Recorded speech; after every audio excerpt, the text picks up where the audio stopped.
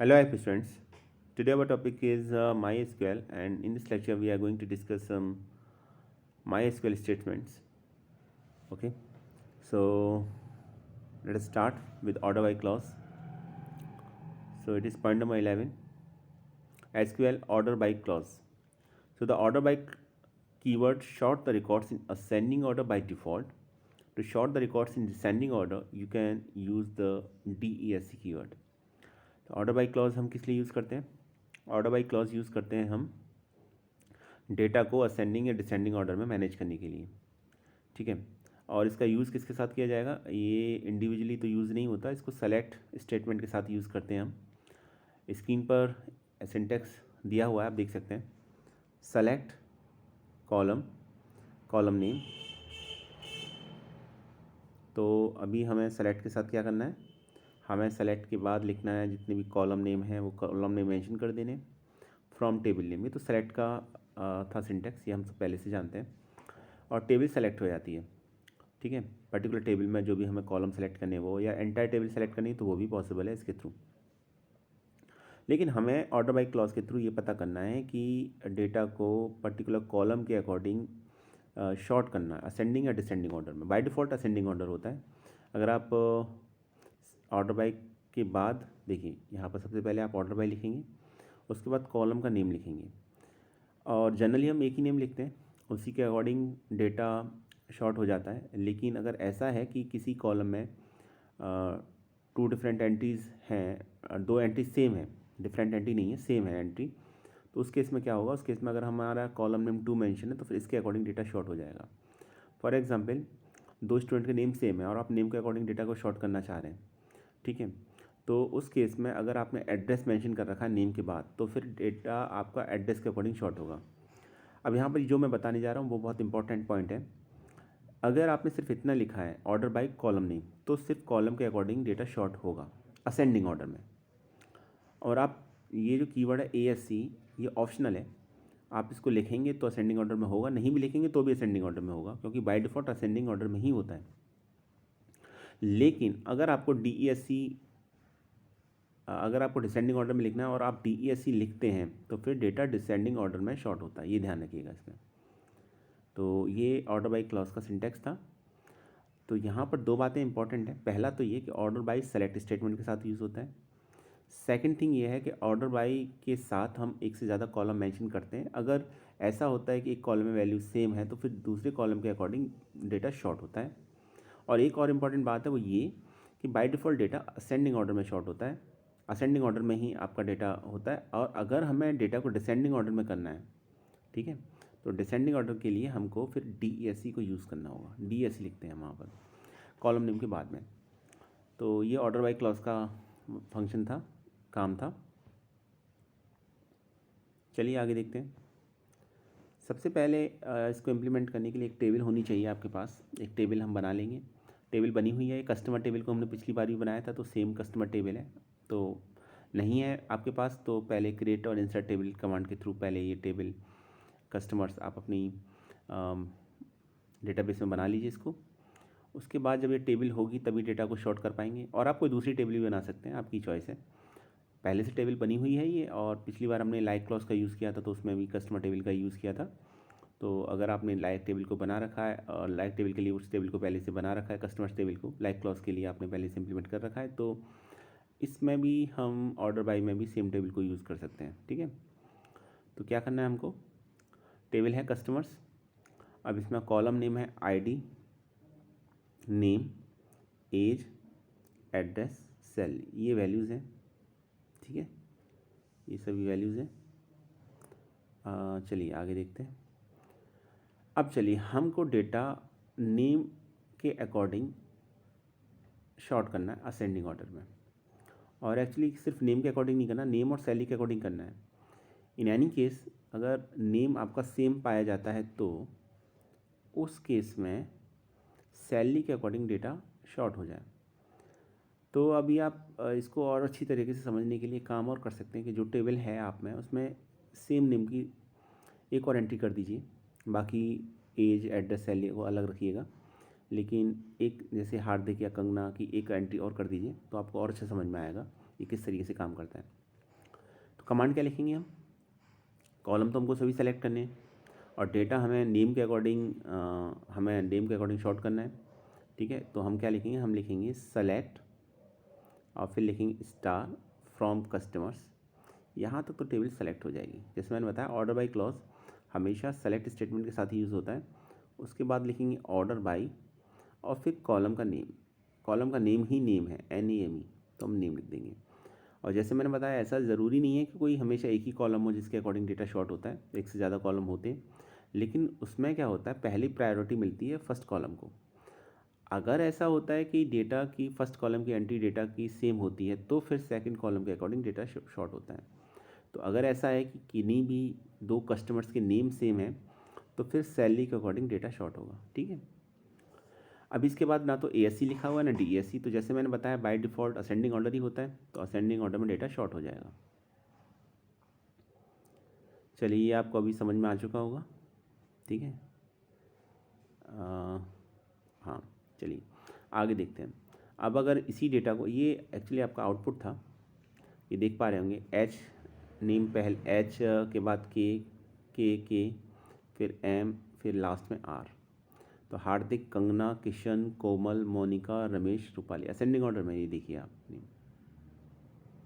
First letter अगर same मिलता है तो सेकंड लेटर के अकॉर्डिंग फिर डेटा शॉर्ट होगा। देखिए जैसे कंगना और किशन में दोनों में फर्स्ट लेटर K है, तो फिर सेकंड लेटर आपका कंगना में A आता है, किशन में I आता है, तो कंगना पहले आएगा किशन बाद में।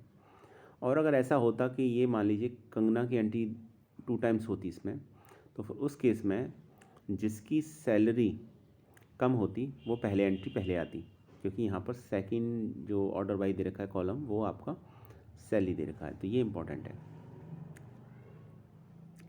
आगे देखते हैं। अभी ये आपने क्वेरी लिखी है और ये इसका आउटपुट है।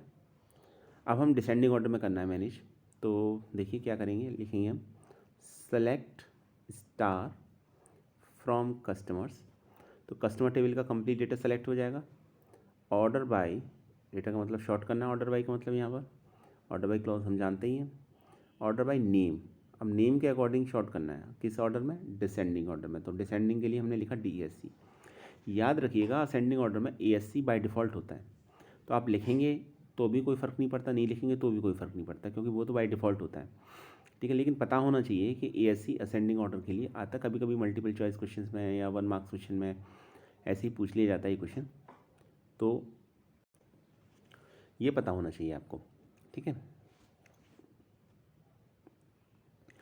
देखिए अभी रूपाली की एंट्री सबसे पहले होगी, देन रमेश, फिर मोनिका, कोमल, किशन, कंगना और सबसे लास्ट में हार्दिक। अभी डिसेंडिंग ऑर्डर में डेटा आ गया आपका, ठीक है। तो इस तरीके से ऑर्डर बाय क्लॉज का याद रखिएगा कि ऑर्डर बाय क्लॉज के थ्रू हम डेटा को असेंडिंग या डिसेंडिंग ऑर्डर में मैनेज करते हैं। और अगर कीवर्ड ASC लिखेंगे तो असेंडिंग ऑर्डर में होगा, ASC बाय डिफ़ॉल्ट होता है। और डिसेंडिंग ऑर्डर में लिखना है तो फिर DESC आपको लिखना पड़ेगा आपको, क्योंकि बाय डिफ़ॉल्ट तो असेंडिंग होता है, ASC होता है, ठीक है। तो ये चलिए हो गया आपका। आगे देखते हैं SQL इन ऑपरेटर। अब ये इन ऑपरेटर को समझना ज़रूरी है। तो इन ऑपरेटर का क्या वर्क है पहले देखिए। The in operator allow you to specify multiple values in a where clause and the in operator is short hand for the multiple or condition. और इसका सिंटेक्स भी दे रखा है, तो पहले इनको समझ लीजिए। देखिए मैं एक सिंपल सा एग्जांपल बताता हूँ आपको। आपको अपने कस्टमर्स के बारे में इन्फॉर्मेशन चाहिए और सिर्फ उन कस्टमर्स के बारे में इन्फॉर्मेशन चाहिए जो या तो दिल्ली में या फिर कोटा में या फिर पर्टिकुलरली हम कहें किसी पर्टिकुलर सिटी में, जैसे भोपाल में रहते हैं, सिर्फ इन 3 सिटी के हमें कस्टमर्स के नेम चाहिए, दिल्ली, कोटा या भोपाल। तो एक जो हमने सीखा है वो तो ये कि हम कंडीशन देंगे और से कंडीशन को सेपरेट कर देंगे, ठीक है वो भी। लेकिन एक और आसान तरीका है इसका, और वो है इन ऑपरेटर का थ्रू। हमको करना क्या है कि हमको इन ऑपरेटर का यूज़ करना है। और इन ऑपरेटर का यूज़ ये है कि अगर हमें पर्टिकुलर हम कह सकते हैं पूल में से कोई एक वैल्यू चाहिए, ठीक है, कि पूल के अकॉर्डिंग, पूल में जो वैल्यूज़ हैं उनके अकॉर्डिंग अगर डेटा मैच हो रहा है तो वो चाहिए हमको, तो फिर वहाँ हम इन ऑपरेटर का यूज़ करते हैं। तो बड़ा आसान है यूज़ करना, इसको देखते हैं, पहले सिंटेक्स समझते हैं इसका। सेलेक्ट स्टेटमेंट के साथ यूज़ होगा, इसमें तो कोई डाउट ही नहीं है। तो सबसे पहले लिखते हैं हम select column names from table name. ये तो आप सबसे अब तक याद हो चुका होगा आपको, ठीक है। अब आपको लिखना है वेयर के बाद कॉलम नेम, ठीक है। उसके बाद इन वैल्यूज़ 1 वैल्यू 2 वैल्यू 3। जैसे अब इसी की बात करते हैं कस्टमर टेबल की। आपको कस्टमर टेबल में जो कस्टमर्स की डिटेल है, सिर्फ उन सिटीज़ की कस्टमर्स की डिटेल चाहिए जो दिल्ली, कोटा या भोपाल से बिलोंग करते हैं। तो हम लिखेंगे select star from customers where address in. अब यहाँ इन लिखेंगे, जहाँ एड्रेस कहाँ पर है, एड्रेस या तो दिल्ली है, कोटा है, भोपाल है। ये दिल्ली, कोटा, भोपाल क्या है, ये है आपका एड्रेस। ये एड्रेस कॉलम को बिलोंग करते हैं, तो सबसे पहले उस कॉलम का नेम लिखेंगे, ठीक है। और उसके बाद कीवर्ड इन और फिर वो वैल्यूज़ जो हमको चाहिए। तो हमने यहाँ पर दिल्ली, कोटा या भोपाल मेंशन कर दिया। अभी आपको समझ में आ चुका होगा। तो ये इसके अकॉर्डिंग जो भी एंट्रीज़ हैं, जो भी रिकॉर्ड्स हैं, वो शो हो जाएंगे। देखिए 3 रिकॉर्ड्स शो हो रहे हैं। वो रिकॉर्ड है किशन, कंगना और हार्दिक के। वो आउटपुट आपका आ जाएगा। तो ये इसका आउटपुट है। अभी आपको समझ में आ चुका होगा इन ऑपरेटर, आई थिंक।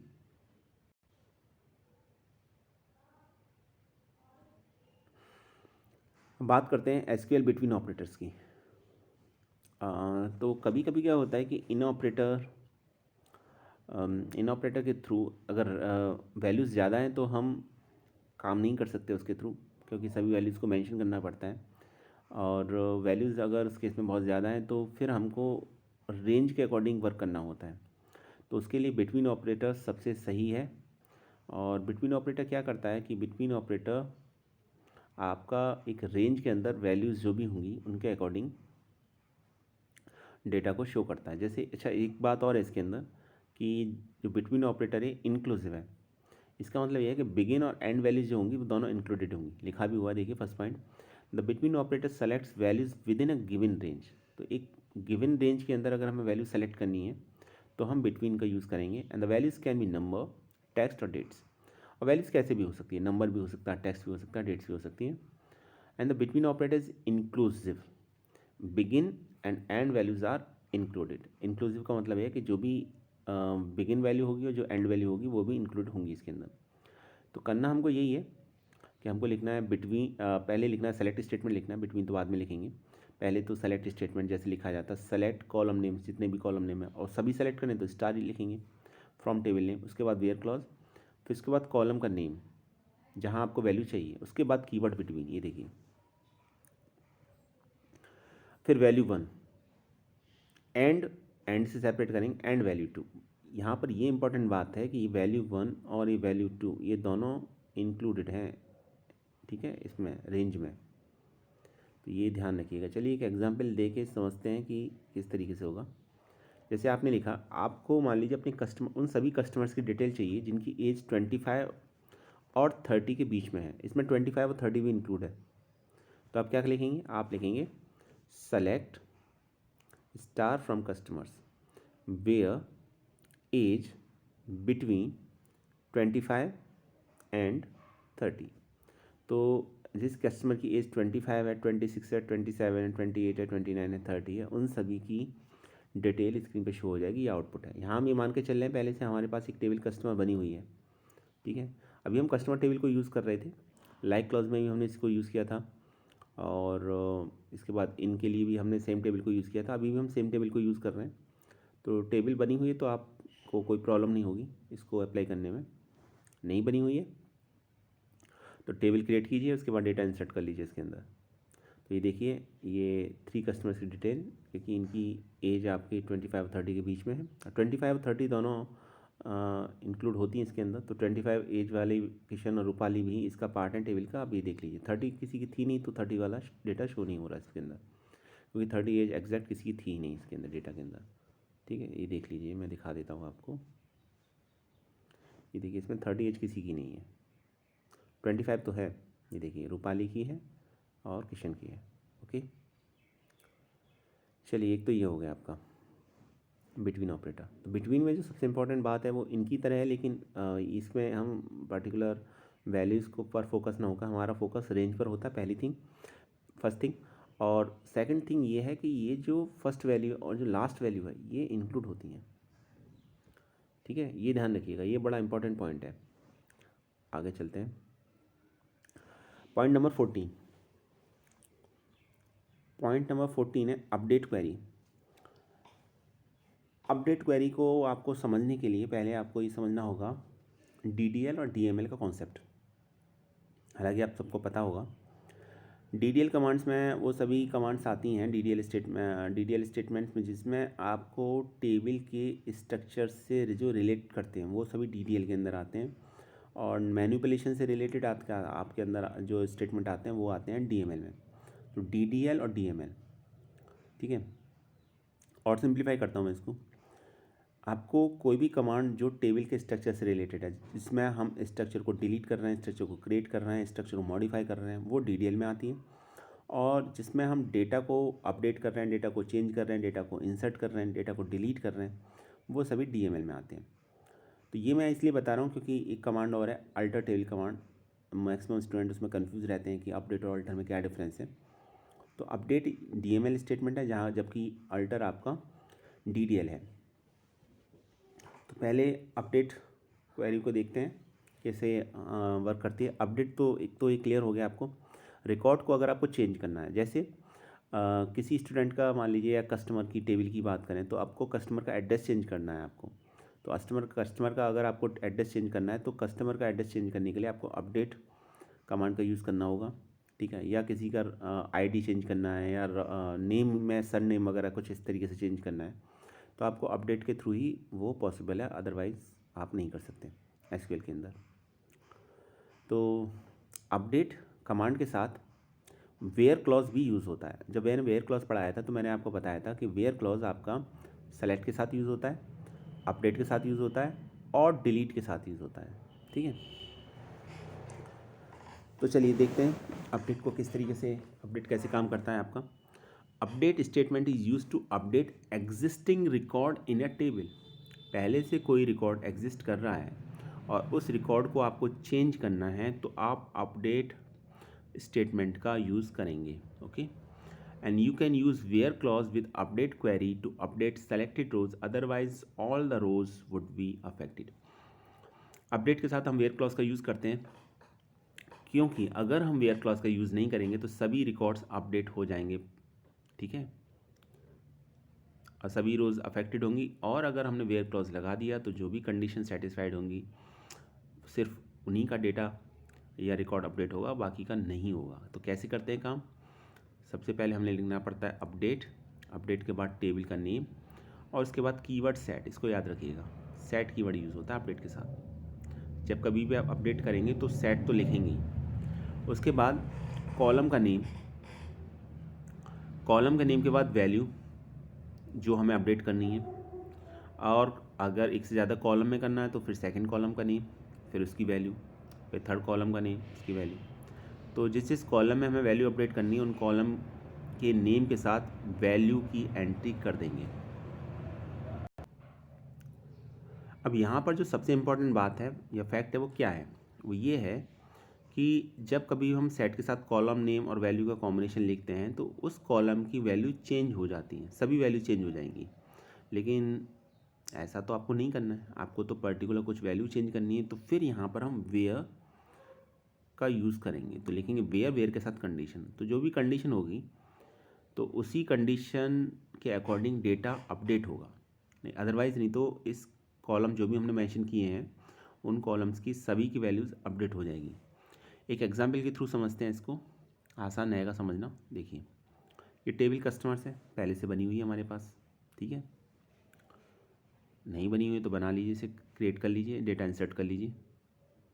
इसके बाद अब मुझे करना ही है इस टेबल के अंदर कि मुझे एड्रेस पुणे चाहिए, तो मैं अपडेट कर दूंगा। अगर पुणे कर दूंगा तो ये जितने भी एड्रेसेस हैं ये सभी चेंज हो जाएंगे। लेकिन मुझे चेंज करना है सिर्फ उस कस्टमर का एड्रेस जिसकी ID 6 है, इसकी ID 6 है। तो क्या करेंगे हम इसके लिए लिखेंगे अपडेट टेबल का नेम, टेबल का नेम क्या हो गया कस्टमर्स, उसके बाद कीवर्ड सेट, सेट लिखेंगे, उसके बाद कॉलम का नेम क्या हो जाएगा, एड्रेस, फिर वैल्यू क्या हो जाएगी, इक्वल टू पुणे। तो पुणे जो वैल्यूज़ है, अगर सिर्फ हम इतना ही लिखें तो सभी कस्टमर का एड्रेस पुणे हो जाएगा, पर हमें सभी का नहीं करना है। हमको क्या करना है, हमको सिर्फ उस कस्टमर का एड्रेस पुणे करना है जिसकी ID 6 है। तो फिर हम वेयर के साथ लिखेंगे इसको, वेयर ID इक्वल टू 6। तो जहाँ ID क्या है 6, उसके बाद सेमीकोलन का साइन जो स्टेटमेंट को टर्मिनेट करेगा।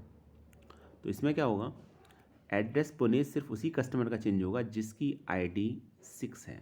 अदरवाइज़ हम वेयर ID इक्वल टू 6 ना लिखें तो सभी कस्टमर का एड्रेस पुणे हो जाएगा। अभी आई थिंक ये बात आपको समझ में आ गई होगी। चलिए आगे चलते हैं। अभी आपको क्या करना है, अभी आपको करना ये है, एक और कमांड देखते हैं हम, अपडेट का एक और एग्जाम्पल देखते हैं। आपको एड्रेस तो चेंज करना ही है, और एड्रेस चेंज करने के साथ आपको सैलरी भी चेंज करनी है।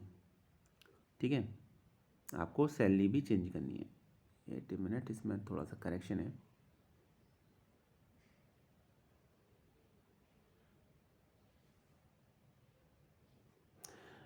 ये आपका 10,000 है, ये सैलरी इक्वल टू 10,000 है। ठीक है, ये है आपका।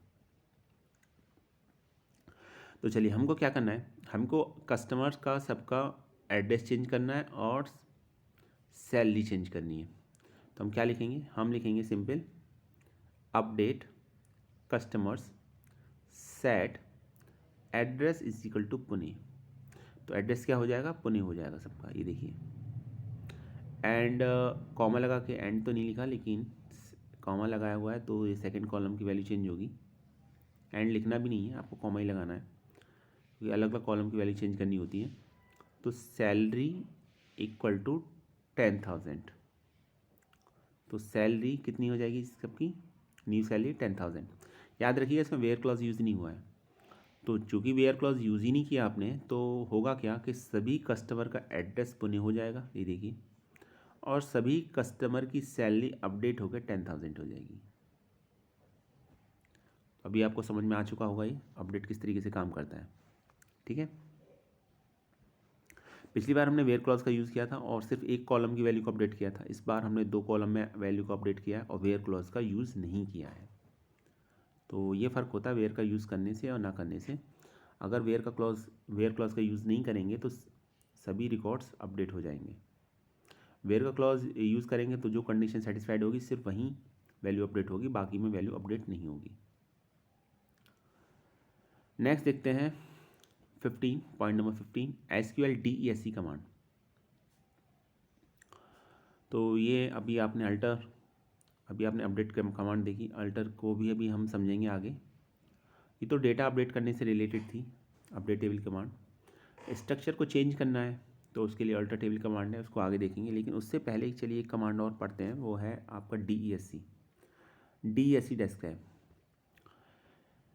कभी कभी क्या होता है कि हम क्रिएट कर देते हैं और हम भूल जाते हैं कि उसके अंदर हमने किसको प्राइमरी की बनाया था, क्या डेटा टाइप लिया था, इवन कॉलम के नेम क्या थे। टेबल का नेम हमको याद रहता है कभी मैक्सिमम केसेस में।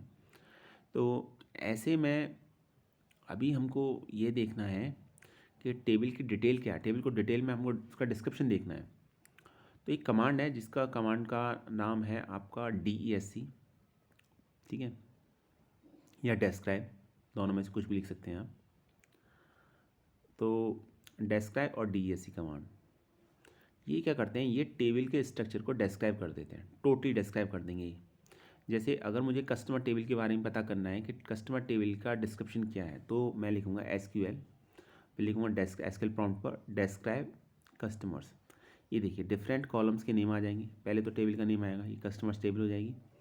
मैं दिखाता हूँ इसको थोड़ा सा अभी, हाँ अब देखिए। उसके बाद ये सभी कॉलम्स के नेम, ID नेम, ठीक है, आपको दिखाई दे ही रहे होंगे यहाँ पर, ID name, age, address, salary. उसके बाद उन सबका डेटा टाइप, उसके बाद length, precision, scale, primary key, nullable, default. तो ये सभी इसके अंदर शो हो जाएंगे। तो कंप्लीट डिस्क्रिप्शन आ जाएगा उसका स्क्रीन पर।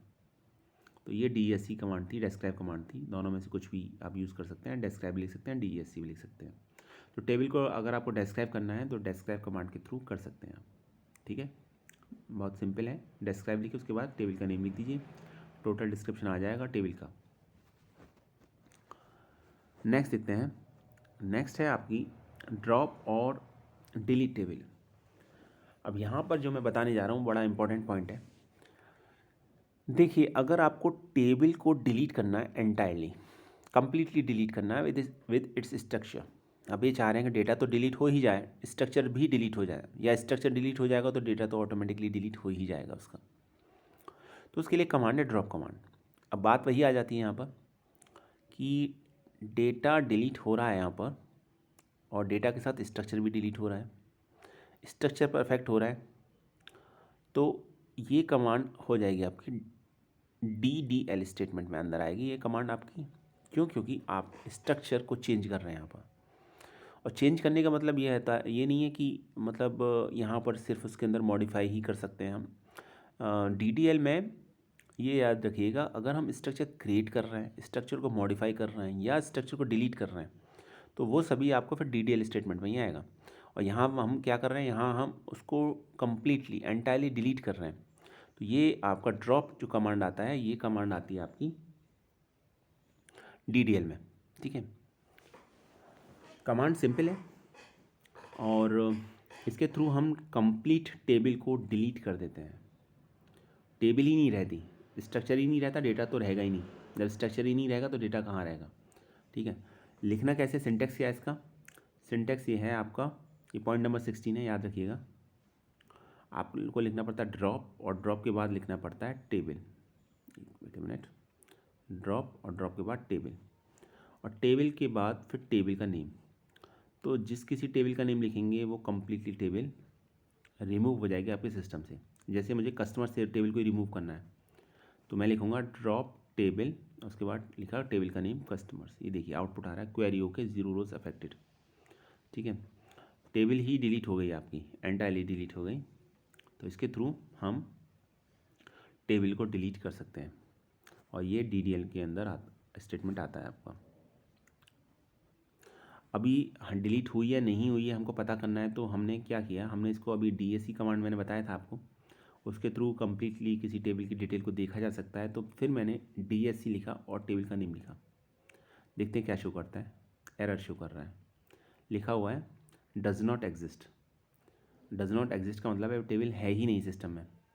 ठीक है, आपके डेटाबेस के अंदर है ही नहीं, तो डेटाबेस के अंदर ही नहीं है तो शो तो होगी नहीं।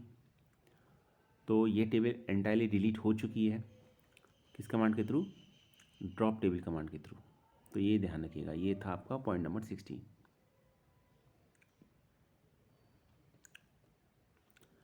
17 नेक्स्ट है आपका डिलीट क्वेरी स्टेटमेंट।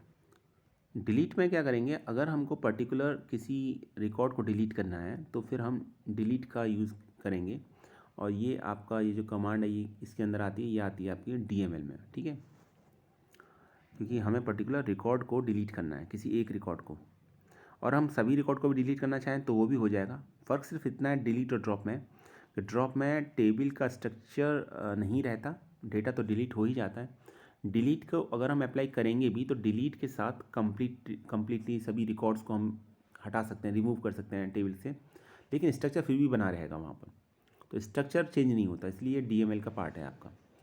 और सेकंड थिंग ये कि डिलीट जो कमांड है वो आपका किस में आएगी, वो आएगी आपका DML में, डेटा मैनिपुलेशन लैंग्वेज में। तो कमांड सिंपल है, सबसे पहले लिखते हैं डिलीट, डिलीट के बाद कीवर्ड फ्रॉम, उसके बाद टेबल का नेम, और सिर्फ इतना ही लिखा आपने तो कम्प्लीटली डेटा डिलीट हो जाएगा आपका सिस्टम से, सिर्फ स्ट्रक्चर रहेगा। और अगर आप वेयर क्लॉज यूज़ करते हैं तो कुछ जो रिकॉर्ड इस कंडीशन को सेटिस्फाइड कर रहे होंगे, जो भी कंडीशन आप देंगे, सिर्फ वही आपके डिलीट होंगे, बाकी डिलीट नहीं होंगे। एक एग्जाम्पल के थ्रू समझने की कोशिश करते हैं। जैसे आपने लिखा delete from customers where ID = 6, तो उसी कस्टमर की डिटेल डिलीट होगी जिसकी ID 6 है। देखिए अब आउटपुट ये आ रहा है, इसमें ID 6 नहीं आ रही है। और अगर हम यहाँ पर वेयर ID = 6 ना लिखें तो ये सभी जो रिकॉर्ड्स हैं ये सब डिलीट हो जाएंगे। और डिस्क्राइब कमांड के थ्रू अगर हम कस्टमर टेबल को डिस्क्राइब करने की कोशिश करेंगे तो शो होगा डिस्क्रिप्शन उसका, लेकिन इसके अंदर कोई रिकॉर्ड नहीं होगा। तो ये फ़र्क रहता है ड्रॉप और डिलीट में। आज के लिए इतना ही। उम्मीद है आपको ये वीडियो समझ में आया होगा। Thanks for watching this video.